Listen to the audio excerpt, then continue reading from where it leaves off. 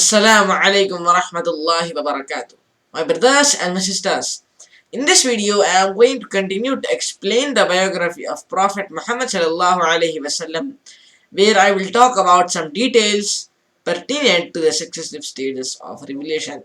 So my brothers and my sisters, before we go into the details of period of communicating the message and the prophethood, we would like to get the acquainted with the stages of revelation which constituted the main source of the message and the subject of the invitation.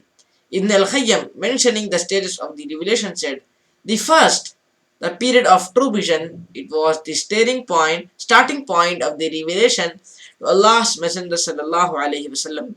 And the second, what the angel visibly cast in the Prophet's mind and heart without being seen. Allah's Messenger sallallahu alaihi wasallam said, the noble spirit revealed to me, no soul will perish until it exhausted its due to course. So fear Allah and gently request Him. Never get impatient to the point of disobedience of Allah. What is with Allah can never be acquired except through the obedience to Him.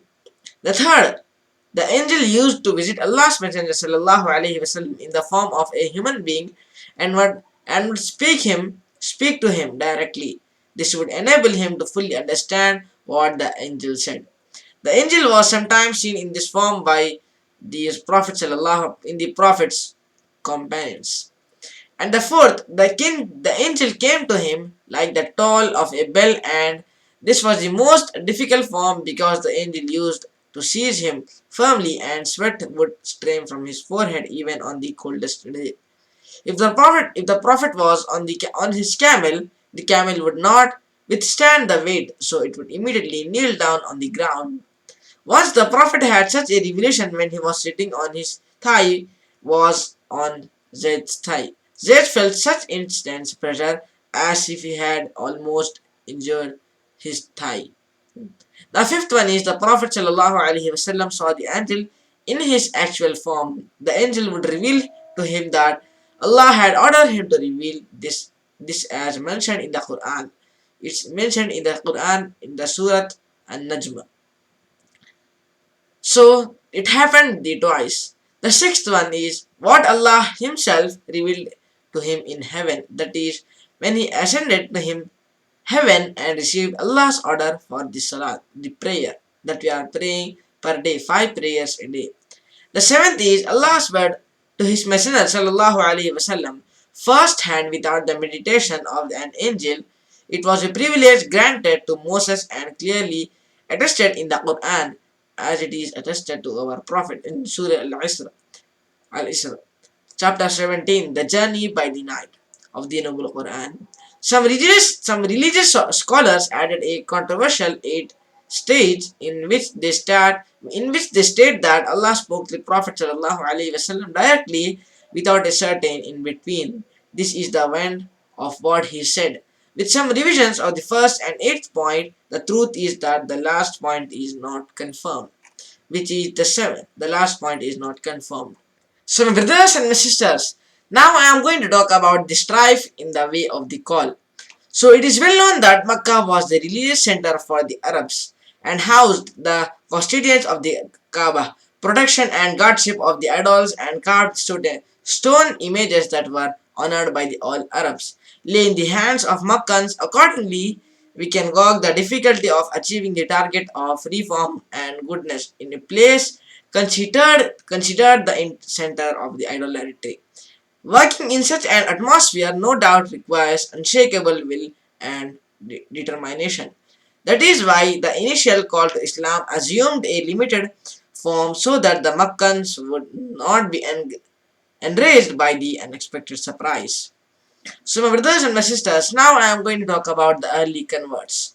The Prophet ﷺ naturally initiated his sacred mission right from the home and then moved to the people closely associated with him. He called unto Islam whosoever he thought would attest the truth which had come from his Lord.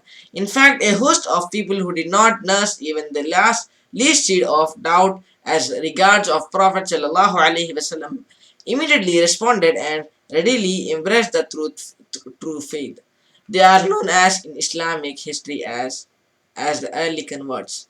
So Khadija radiallahu an, the Prophet's spouse, the mother of believers, was the first to enter the fold of Islam, followed by his freed slave Zayd bin Harith bin Sa'd al-Qabi radiallahu anhu. His cousin Ali bin Abi Talib radiallahu anhu, who had been living with him since his early childhood. And the next come his intimate friend Abu Bakr as-Siddiq radiallahu anhu. They all professed Islam on the very first day of the call. Abu Bakr radiallahu anhu, from the first day he embraced Islam, proved to be an energetic and most zealous activist. He was wealthy, obliging, mild, and the upright. People used to frequent his house and draw close to him for his knowledge, friendship, and pleasant company and business. He invited to Islam whoever he had confidence in. Through his personal efforts, a good number of people converted to Islam, such as Usman, Affan bin al-Radiallahu an, Az-Zubair bin Awam al-Asadi radiallahu an, Abdul Rahman bin Auf radiallahu an, Sa'd bin Abi Waqqas az-Zuhiyah radiallahu an, and some more Sahabi. These 8 men constituted the foreigners and more specifically the front line of the new faith in Arabia. Among the early Muslims were Bilal bin Rabah, the Abyssinian, Abu Ubaid, Amir bin al-Jarrah from Bani Harith bin the most trustworthy of the Muslim nation, Abu Salman bin Abdul Asad al-Arkham bin Abdul. These are the names of the Sahabis. The biographer in Ibn Hisham counted them to be more than 40, and considering some of them to be among the foremost converts may not be correct. So my brothers and my sisters, this is all for this video, and Jazakallah Qairah for watching this video, and I seek forgiveness from Allah if I have done any mistakes while explaining the biography of Prophet S.W.A. Jazakallah Qairah for watching this video, and I will see you in the next video.